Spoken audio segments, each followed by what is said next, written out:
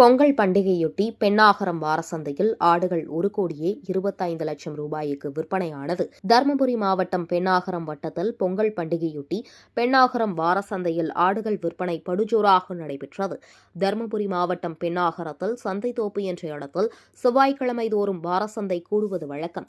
சந்தைக்கு தருமபுரி, கிருஷ்ணகிரி, சேலம் மற்றும் மாவட்டத்தின் பல்வேறு பகுதிகளில் இருந்து வியாபாரிகள், பொதுமக்கள் ஆடுகளை விற்பனைக்காக கொண்டு வருகின்றனர்.